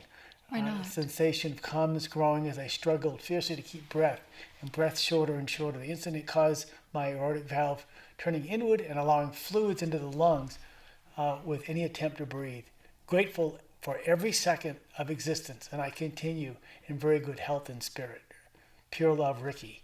So, yeah. Thank you for that. Yeah. And did the gentleman who got his lungs knit back together by the angels, did he actually then have better lung capacity Yes, when no, he returned to his body? it was a cure. It That was a happens cure. rarely. It was Oh. a cure. He had no lung problems thereafter, ever again. It was one of those miracles. He ultimately went to university in Arizona, and his mom in particular was worried about some of the things that whirl around in the desert wind that might affect his lungs. He got through 4 years just fine, and she got some kind of lung problem visiting him. It happened to her, but no. And then another time, it was a fellow who came to our Seattle IANDS meeting. He was about 19 at that time. He showed us his arms, his forearms striated with, poor circulation, blue. But he said he was born with heart disease. He was actually what's called a cardiac cripple as a child. Wow. In and out of the hospital. But one night he had crushing chest pain. He knew he needed help. He couldn't draw a breath, so he tried to knock the lamp over by his bed to get attention from somebody, and he did, but attention didn't come. So it's like, oh, well, I feel a little better now, but I know I need to go to the hospital. He got up out of bed, went to the closest bedroom, which was his sister, reached down to awaken her, and his hand and the forearm went through the mattress. So it's like, oh, well, near-death experience, yada, yada, changed completely, grew up. He had an experience with Jesus. Not everyone does. This isn't a Christian experience, by the way. Some people see Jesus, some people don't. But he did, and he wanted to follow Jesus, and his family said, not here. And basically, they just couldn't stand him. They didn't want a Jesus freak in the house. It was lots of family problems that we walked through. Again, it really pays to be a licensed clinical social worker. I can do stuff legit to help people. So, but to fast forward, he wound up going to Alaska with a brother who believed him about Jesus, and they serve the poor up there. Brother is still in Anchorage with a mission. Our hero became an RN, and being a registered nurse requires heavy duty lifting. You have to lift patients, you have to lift mattresses. He does all this, and he is someone else who had no cardiac or pulmonary problems after that experience, completely cured. Again, I believe all of there our aren't gifts and happening. strengths are on loan from our Creator to do the job we're assigned to do, or Hey, we choose to do. speaking of remote viewing, Yeah. that's my transition. Bob Woodward has a question. He's a NASA scientist who was instrumental in the Hubble telescope. Hi, And the Bob, James Webb. and the James Webb. Yeah, Right. Hi, yeah, Bob. yeah, Where are yeah. you? I've had a lot of opportunities. Yeah, I'm going to tell you something that I don't tell people because it's very precious to me, and I don't want it to be discounted. My mother died in 1997. Went out to the funeral. She'd been dead a couple days, and I was laying in bed, half awake, and I saw her behind a veil. I know it was her because she called me Robert. And she said, Robert, it is beautiful here. All the pain was worth it. You will be with me soon. And you know, I wrote the words down. So I don't know whether it, it was not my imagination. So anyway, I just wanted to get your reaction to that. Kimberly? Two things, Robert. One is I have a friend named Albert Taylor who was with NASA, and he worked on the International Space Station, but he was having out of body experiences right and left and couldn't share until he retired. And then he wrote a book called Soul Traveler, SOUL, which is a play on words because he's also African American. So pursue that or get a hold of me and I'll hook you up with Albert. The other thing I want to tell you to reinforce your experience is that I mentioned, I can see angels and scary things and dead people. So at Harborview once, a woman died on intensive care. Those rooms, those beds were had curtains around them at Harborview in a big room with a nurse's station in the center. This woman died, single mom. Her 16-year-old son is out in the waiting room, and the doctor and I have to go out and tell this boy, who has no one with him out there, that mom has died. Not the best part of my job, but yet I was always really good at comfort because I'd been dead, so I knew. But anyway, so he didn't want to see his mom's body, but he wanted to talk to her. No problem. So the nurses got her cleaned up in case he did change his mind about seeing her. The curtain was drawn around, and I brought him into the unit, stood him by his mom's head, his deceased mom. She hadn't come back, and said, tell her everything you want her to know, because I know she can hear you. And the reason, Bob, that I knew that she could hear him is that I could see her standing next to him with her arm around him while he was talking to her. And so you had the audible as well and the visual as well. Very similar situation. What you got was a gift, big time, because I know it changed you forever. And I also know who's going to be waiting for you probably. We haven't talked about deceased loved ones, but they're there and they do wait for us and they do greet us. Again, I could go on all day and night with stories. That opens up a whole new can of worms. But Yeah. Bob, yeah, your experience is not the first I've heard, and then like I shared in my own experience, not the first I've observed. Beautiful. Thank you, Bob. Thank you. Thank you, Bob. Yeah. Bless you. We got more you. questions. See, Dave. Let's see, put you on, please. Turn on your mic. I told my mother on her deathbed, because she used to talk about how her mother, who died when she was a teenager, she knew that she was watching over her and over her shoulder and protecting her. And so I said, okay, Mom, we know you'll be doing that for us. Yeah. Yeah. So, Yeah. wow. It's a powerful moment. Another gift. And Dave, you want to turn on your mic as well? Yeah. Okay. Hi. What's the difference between NDE and psychoactive drug effects. Oh. Ooh, you're asking an old hippie. I can't speak to that, Dave. I can speak to that. So before I got to Seattle, after my NDE, I actually landed in San Francisco and for a while lived on Haight Street. Okay. How could I be so full of love? Haight-Ashbury? Yeah.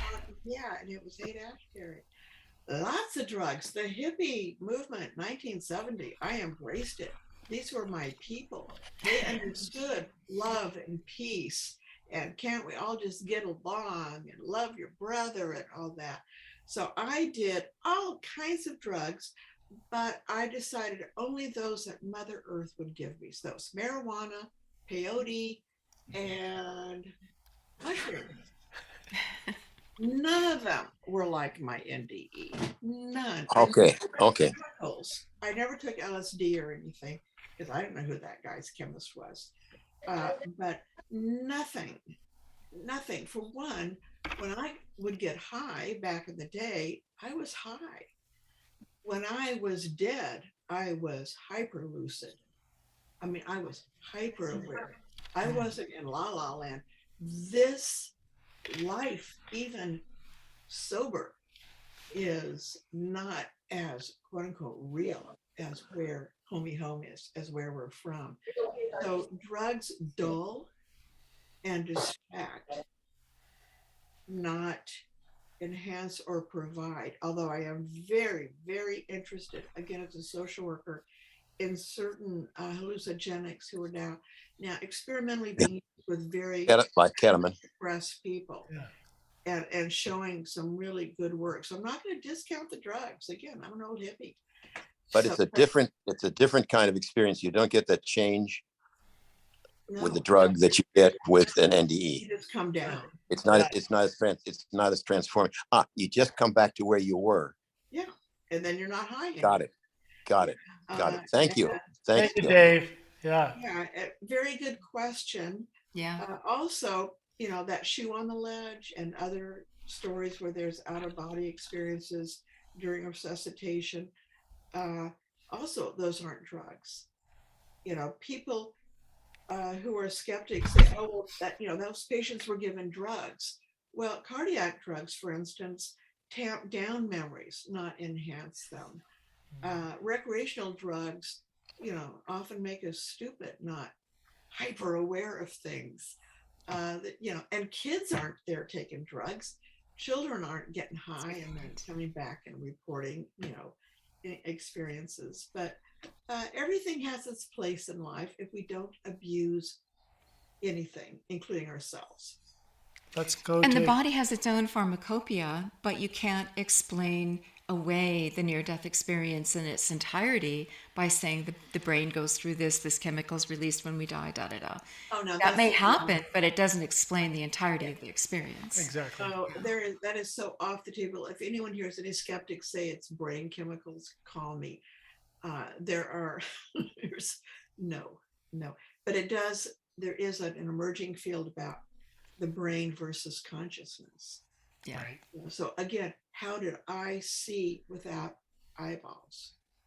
Mhm. That wasn't my brain. I know my brain was in that bucket of flesh yonder on the sidewalk, not what I was perceiving outside of my body.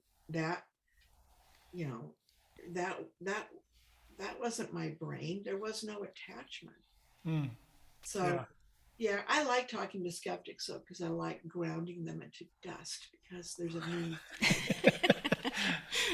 I'll take your skeptical response and Speak up if we have any skeptics. Yeah. Yeah. Well, we have Kevin with his hand up. Let's have Kevin's question and turn on your mic.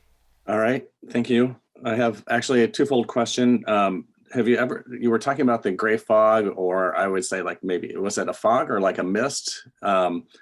Have you ever had people describe seeing those types of things without having a near-death experience? I was around my mother and I saw that fog. And for me personally, I felt like the fog was actually beings that were entering the room that were surrounding her from the other side. second question to that kind of goes along with that is I also had an experience when I was younger that, but I can't say that was a NDE.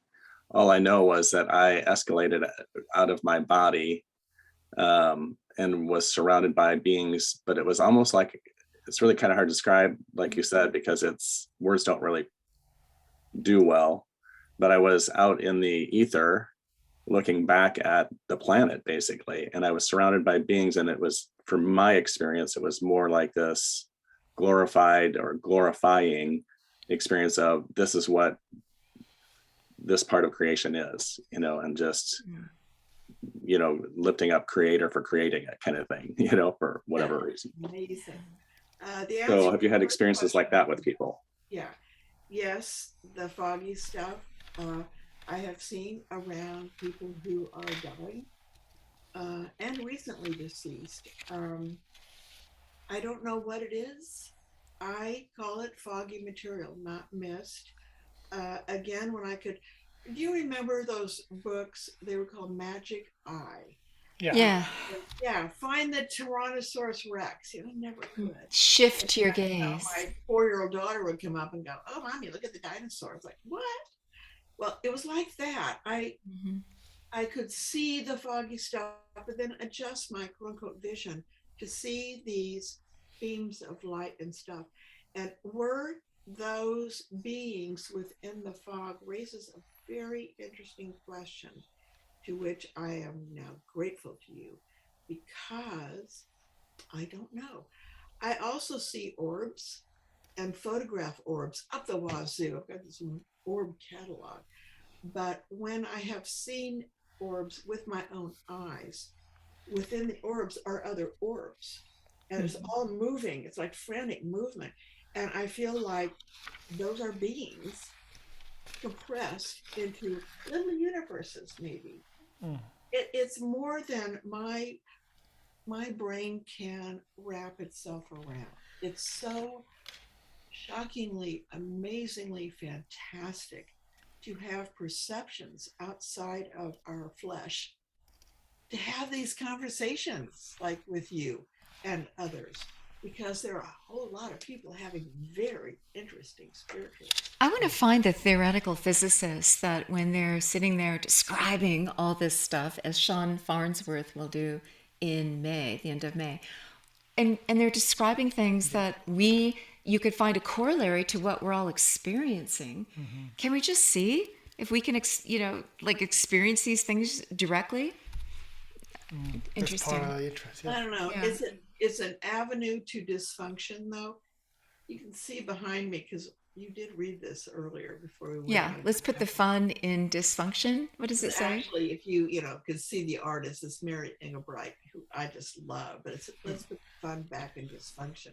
Yeah. That's sort of like my motto, because these spiritual experiences lead to dysfunction.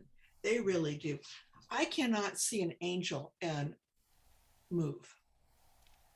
It's like, we're talking, for heaven's sakes, an angel. I mean, and how do I know it's an angel?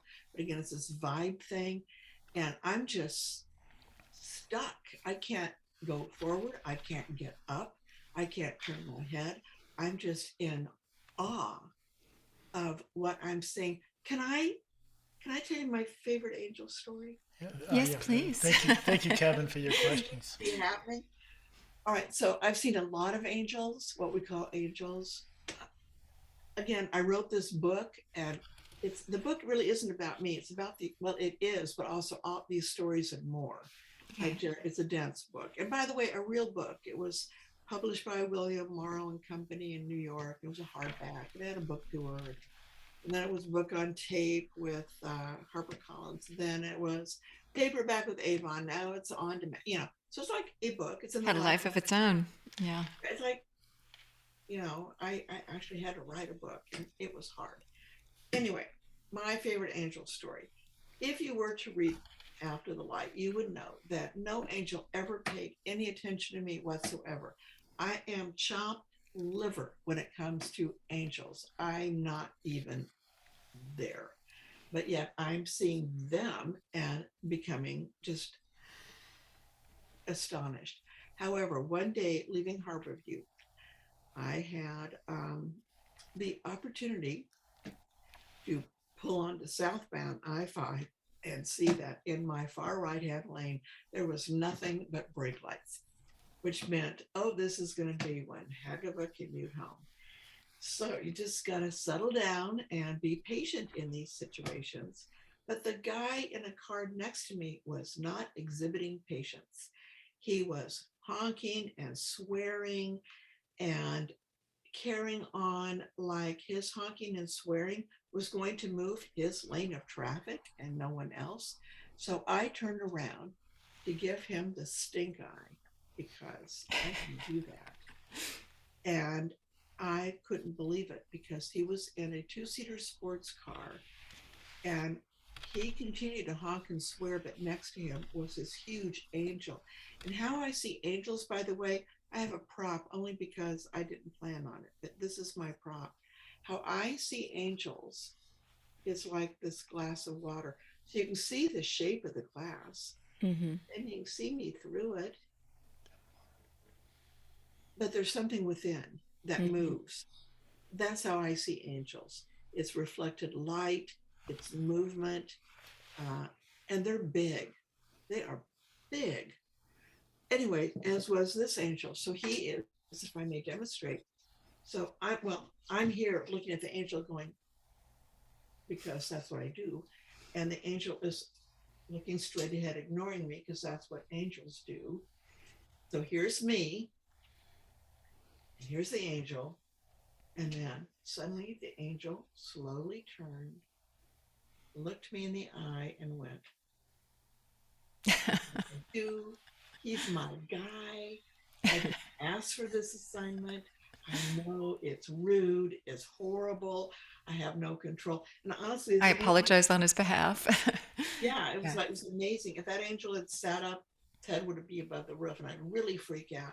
So I was just stuck there with my jaw open. And fortunately, my lane did not move. An angel, and I didn't see any other angels in cars, nor have Yeah. I since then. But that was my favorite angel story because I got acknowledged. All right, I'm going to tell you my angel story. Yeah, Okay, so when I was a child, I was not feeling like I belonged to my family. I felt like a completely other creature that had got dropped down from outer space. What was I doing here? And my worldview was so different from theirs. And by the way, when you say dysfunction, these experiences lead to dysfunction. I think the dysfunction is on the part of our society because it's so out of kilter. yeah, I feel like I see the world correctly. People here, this community, see the world correctly, but our society is Everybody else is out wrong. of whack, right? And so the dysfunction's on them. I'm not crazy. Everybody else is. That's how I grew up. That's a decision I made early on. But I would feel really upset and out of place, and nobody understood me, and poor me, and all this when I was a child. And I'd be sitting up in bed, and I would see at the foot of the bed a light. It wasn't a physical light in my physical eyes, but I could sense a light in my inner vision. And then I would feel my entire upper body just fill with bliss and comfort and solace and being told that it's okay. It's okay. You're fine. Love, compassion, acceptance, what I craved for that I wasn't getting out here, found within. And you taste that elixir, and your life has changed yeah, because that is what you must seek, explore, find. That's your homing vision, right? So, yeah. And it's hard to, and I learned early on too that no, you can't talk about that. Oh, mommy, an angel came and sat with me and comforted me. Yeah, I learned early on. But I really appreciate today. You can talk about that in polite company. oh my gosh. Yeah, 40 What a years ago, I change. started Yeah. Seattle IANDS. It was nothing but Hmm. horror stories psychiatrically. Yeah. People actually had been institutionalized, people who really were perceived as crazy. Things have changed so much. Now we can't now, having had a near-death experience, we know what that means now. there's more acceptance of people's spiritual visions. Things have changed. But I didn't know you'd had that experience, Laura. So thank you for sharing. Oh, and so at the end of my mother's life, telling her, yeah, oh, Mom, yeah, she held my hand instead of scolding me, right? So, Yeah, you had the most amazing, amazing Yeah. moments at the end. Yeah. yeah. So do you think that presence is still with you? Oh, yes. Oh, yes. Yeah. Yeah. So. For sure. And that there's think many, all- it's for everybody, right? There's We many, all many have that, ways yeah. of reaching out and knocking on those doors. So, Oh yeah. I mean, for Grandmother, me, great grandmother, I feel that energy. Yeah. yeah. really, yeah. I feel like a lot of invisibility is around me, but my take on that is that I'm so high maintenance. You're a lot of work for them. Yeah. Send me to Kim. No, not the Kim. You know, it's like, so, but yeah, we're never alone. We're never alone. We're not alone now. We're not It's alone. just a distraction if we focus on that all the time. Conversely, one Yeah. needs to know one's zip code, pay one's bills, and be a good neighbor. Yeah. So we're going to interview you once every 30 years. So we'll see you back in 30 years from now. And it's been so much fun and it's so exciting. You're ending? Yeah, Are it's there time. any other? There's no more questions. Oh, I did like Yeah. Jean, I think it is. He gave a great comment. He said, Oh, Jean's always entertaining. he said Open up your given mic, Jean. gives, and he says, the other dimensions of what we call re-incarnation, more like returning to the body with deeper groundings to earth and larger love. Yes, absolutely. That's a good use of the word reincarnation. Yeah. Yeah. I'm jumping up real quick to Martha. I had something here. I'm just looking Yeah. for the. Oh, yeah. Martha asked about colors. She said, the Fragrances. lights and colors and shapes during your experience. Did you perceive fragrances? No, nor have I talked to anyone who has, but I was the person who introduced to the world someone named Vicky, who was blind since birth, who had a visual near-death experience and a reunion with two people from the Oregon State of the blind that she grew up with. One she knew had drowned in a bathtub, one she didn't know had died. And so there's when people who are deaf and can hear in their near-death experience or are blind and can see perfectly in their NDE, that's sensations that go beyond fragrance. Just like, wow, it's all so exciting and mysterious. And I do have one last question for you. So you describe this as where we come from, this realm that you contacted in your NDE, the realm we come from. We have amnesia. There's a veil. We don't see it in our life until we knock on the door and have this exchange. But then it's where we return. Is that your conception of it? Yep. Okay, so I will tell you that the anthropologist who founded and this is why I left radio, is to come and do this, dive into this work extensively, right? But the founder of this institute is all about finding a way to jumpstart that physiological shift to perceive that realm. And much of what you described in your near-death experience, seeing visions, the emotional content of pure love and bliss, the dimensions, the fog, the hearing voices, the seeing beings, all of that. Yeah. Yeah. It's Her premise, and we, Parallels. indigenous peoples knew how to access those realms quite readily. We all have it based in our physiology, a doorway within that ritual, as well as other means can access. Right. And that the spirits, however you want to define it, God, however you define it, creator, however you want to define it, right? Because we get to be, works, really wants that communication with us, really wants that exchange, really has a lot to share with us. And it's right here. By the way, So accessible. Yeah. when indigenous populations have near-death experiences, it's also very interesting. Another program to talk about. Yeah. Yeah. I was even thinking about, Are you inviting yourself back? Because we would love to book you. we can talk some more. Come on in a couple months. Yeah. You've got more to I share. already know. booked her for So 30 many years, man. subcategories, like what happens when, what we call Native Americans have an NDE. That is a little different. I know 3. more about children, more about scary stuff, more about, oh my gosh, we haven't even talked about reunions with loved ones on the other side. We haven't talked about pets on the other side, or I should say animals loved by people, because an NDEer who had that experience, they said, oh my gosh, you were surrounded by pets? And she said, no. Companions. Animals loved by people. It goes beyond pets. Yeah. Cool. Anyway, there's just so much to share. Get out there, people, and read and study and get in contact with them. Stay with these two Hanyaks and all that. Oh my gosh. Well, I'm making a list of everything that we didn't have time to cover today. Yeah. So thank you so much, Kimberly. come on back and we'll Clark-Sharp. cover that Yeah. more thoroughly.